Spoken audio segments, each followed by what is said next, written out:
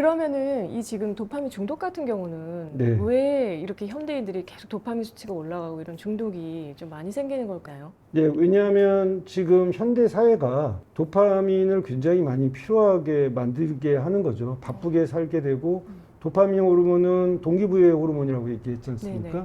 도파민 호르몬이 많이 나와줘야지만 내가 더 적극적인 일을 하게 되고 또 이제 우리가 지금 살고 있는 이런 어떤 환경적인 요인들이 있지 않습니까?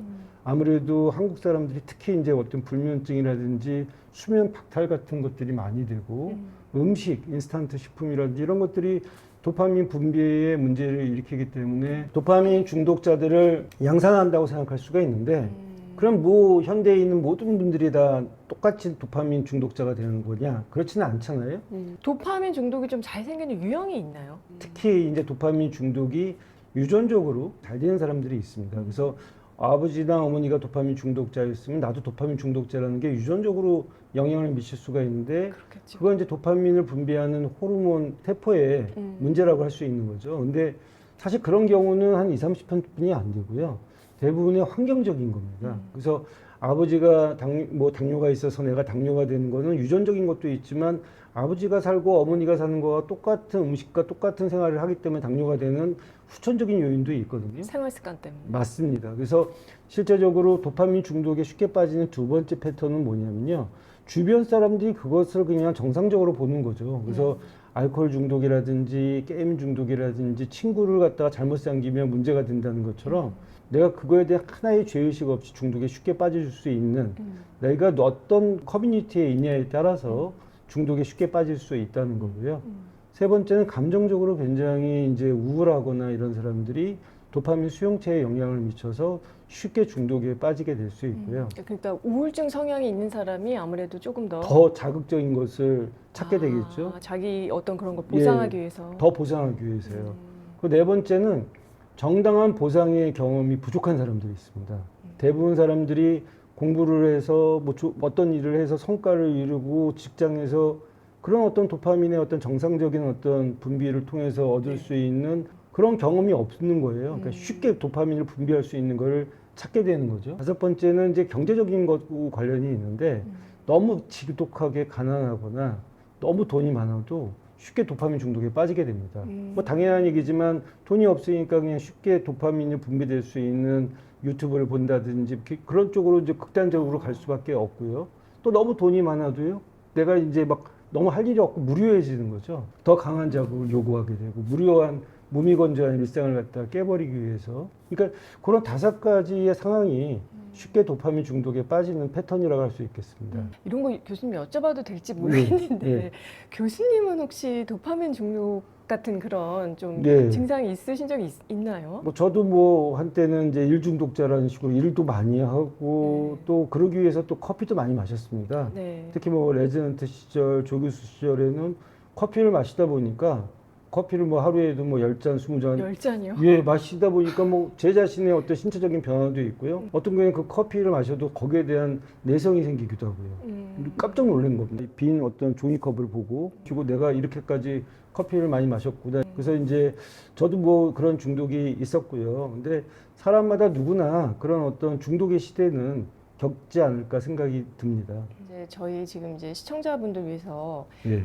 병원에서 진료하는 것처럼 그렇게 자세하게 하긴 당연히 어렵겠지만 중독 증상을 조금 해결할 수 있는 그런 방법들 아니면 솔루션 같은 거 뭐가 있을까요? 일단은 도파민 디톡스의 과정은 세 가지 단계로 단계별로 가야 된다고 생각이 듭니다. 그래서 한꺼번에 내가 갑자기 수영을 하다가 발차기도 하고 호흡도 하고 수영을 다 할 수는 없는 거고 처음에 제가 얘기했던 중독의 대상과 중독의 정도를 알기 위해서는 첫 번째 도파민 일지를 쓰시는 게 중요합니다. 일기같이 이제 그래서 써보는 이제 거예요? 내가 어떤 거에 중독이 돼 있고 그거에 얼마나 많은 시간을 쓰고 있는 것들을 수치화할 수 있는 계량적인 목표가 있어야지 나중에 그게 모니터링이 되니까요.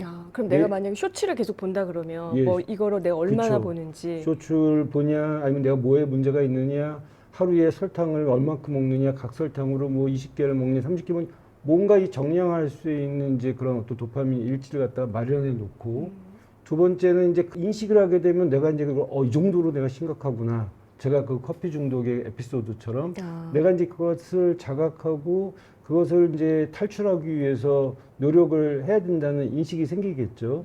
근데 그 다음에는 이제 그거를 유발시키는 어떤 일들이 생깁니다. 그래서 그것을 우리가 트리거라고 얘기하는데요. 네네. 트리거하고 나 사이에 어떤 방화벽을 쌓아야 됩니다. 예를 들면 저 사람만 보면은 술 먹고 싶다든지 네. 저 사람을 보면은 게임을 같이 하고 싶다든지 어떤 상황, 스트레스적인 상황에서는 내가 의식적으로 예를 들면 물건을 산다든지 그런 어떤 트리거가 되는 상황을 분명히 적어놓고 그거하고 멀리하는 거죠. 그래서 예를 들면 뭐 유튜브 중독이 있는 사람들은 잘 때 계속 유튜브 보느라고 잠을 못 자는 사람도 많거든요. 근데 그런 경우에는 핸드폰을 잘 때는 뭐 서랍에 잠궈 놓고 아예 그냥 보지 않는다든지 그런 식으로 자기의 어떤 과정의 단계를 만드는 게 중요한데요. 시간을 갖다가 예를 들면 15분 이제 참고 그 다음에 5분 내가 스스로 뭔가 한번. 약간의 작은 보상을 주는 이제 그런 어떤 느낌의 이제 그런 것들을 단계별로 처음에 15분에서 5분 쉬고 나중에 20분에서 또 10분 쉬고 이런 식으로 이제 멀리하는 것들에 대한 내가 훈련을 하는 게 중요합니다. 그래서 이제 2단계는 멀리하기가 되겠고요. 그러면요, 교수님. 네. 저 같은 경우에는 제가 네. 가만히 생각해 보니까 네. 밤에 네. 과자를 그쵸. 먹는데요. 가만 생각해 보니까 그 트리거가 말씀하신 트리거가 네. 넷플릭스를 틀어놓고 보기 네. 시작하면은 자꾸 이제 주정부리가 생각나는 것 같아요. 그렇죠. 그럼 저 같은 경우에는 넷플릭스를 보는 걸 좀 차단해야겠네요. 일단 과자 밤에. 자체를 갖다 원천 봉쇄를 하십시오. 집에 오는 과자를 거. 갖다가 새로 사오고 주도 말고 집에 있는 과자를 갖다 다 사람들 나눠주든지 네. 과자가 집에 없어야 되고요. 네. 근데도 불구하고 과자가 없어도 또 넷플릭스를 보면 과자 생각이 나서 또 슈퍼마켓 가서 또 과자를 살 수 있지 않습니까? 네. 편의점 가서. 그러니까 넷플릭스를 보지 말아야 돼요. 넷플릭스 보지 마. 이게 딱 안 볼 수는 없지 않습니까? 또 네. 그것도 습관이 됐기 때문에 그러면 넷플릭스를 이제 내가 보는 시간을 줄이고 뭐 예를 들면 주말에는 한 편 정도 본다든지 그런 식으로 자기 스스로 이제 보상을 하게 되면 거꾸로 이제 좋은 도파민이 나옵니다. 아, 내가 이것을 해냈구나.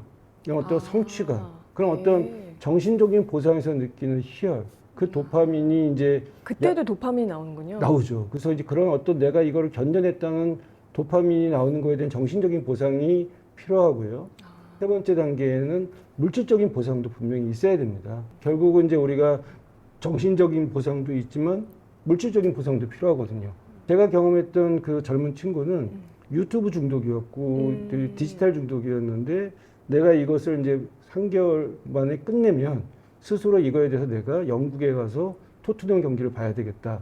목표를 세우고 돈을 절약해서 결국은 목표를 이루고 그것을 하면서 저한테 전화를 해서 교수님 저 지금 이제 다 끝냈고 저 지금 영국 갑니다. 그래서 들뜬 목소리로 얘기했을 때 네. 그런 어떤 구체적인 물질적인 보상이 있어야지만이 도파민 디톡스가 더 잘 순조롭게 이루어질 수 있습니다. 네. 중독이 또 다른 중독으로 자꾸 옮겨가는 것 같아요. 그러니까 맞습니다. 예를 들어서 야식 중독 같은 걸 내가 좀 해보려다가 그래서 이제 운동도 시작하고 뭐 또 이제 시작하잖아요. 그러면 이제 어느새 이게 운동 중독으로 옮겨가는 거예요. 맞습니다. 그것만 또 열심히 하다가 그러니까 음식도 예를 들어 과자 중독에서 그걸 끊으려고 이제 넘어가다 보니까 이제 탕후루에 중독이 되고 네. 그러다가 또 이제 그건 끊었는데 또 다른 음식에 중독이 되고 이러면서 그냥 모양만 바뀌었지 네. 이어지는 그런 경우들도 있는 것 같아서 네. 이럴 땐 좀 고리를 어떻게 끊을 수 있을지 궁금해요. 그러니까 결국은 이제 대상만 바뀌었을 뿐이지 도파민 중독은 계속 남아있는 상태인 거죠. 그래서 네. 근본적으로 이제 그 내가 어떤 중독에 내 삶이 휘둘리지 않게끔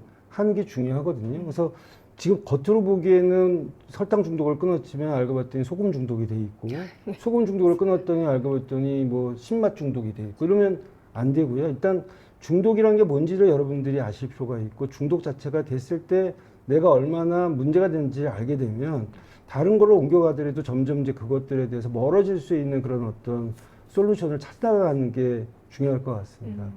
그러면 그러니까 이런 것들을 쭉 다 그 일지에 적어 내려가면 좋겠네요. 네, 아까 네. 이제 트리거를 차단하는 것도 뭐 오늘은 네. 내가 얼마나 어떤 노력을 했는지 참았고 또 실패하면 실패한 걸 또 쓰고 그래서 말하자면 우리가 이제 이거는 GPS 내비게이션처럼 길 찾기를 하는 거죠. 어떤 목표가 있고요. 조금 다른 쪽으로 또 빠져들어도 다시 리라우팅을 해서 길 찾기를 해서 가게 되는 그런 어떤 것들이 전반적으로 도파민 일치를 통해서 이루어질 수 있는 거죠. 네.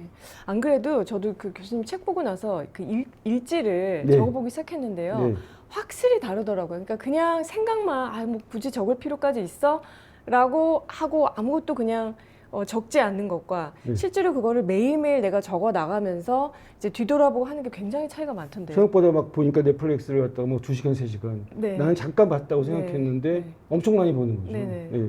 보시는 분들도 비슷한 문제를 좀 고민하고 계신다면은 꼭 한번 해보셨으면 좋겠다라는 네. 생각이 들었습니다. 마지막으로 혹시 한 말씀 또 덧붙이시고 싶은 게 있으실까요, 교수님? 예, 도파민을 균형을 잡는 게 굉장히 중요한데요. 사실은 이제 어렵다고 생각하지만 사실 여러분들이 할 수 있습니다.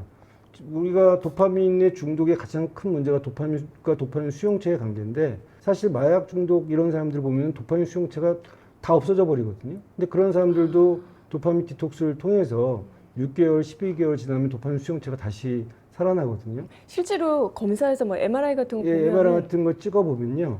이 도파민 수용체에 표시된 부분들이 희미해질 정도로 없어지는데 나중에 이제 이 중독에서 해결되면 다시 수용체가 살아나는 거죠. 여러분, 이 마약 중독 같은 이런 상태도 도파민 수용체가 회복될 수 있는데 여러분이 지금 갖고 있는 중독은 그거보다 훨씬 더 적은 중독일 테니까 분명히 나는 이것을 해결할 수 있다라는 어떤 희망을 갖고요.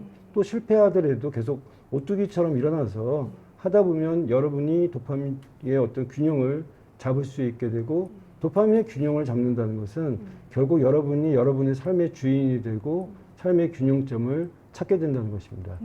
아, 오늘 교수님 너무 좋은 말씀 감사드리고 진짜 기회가 되면은 또 한번 꼭 모시고 말씀 나눠봤으면 좋겠습니다. 그리고 여러분들 이제 2025년도 이 도파민 균형 잘 유지하시면서 네. 건강 관리 잘 하실 수 있는 그런 해가 됐으면 좋겠습니다. 와주셔서 감사하고요. 네. 네, 감사합니다. 네. 네, 감사합니다.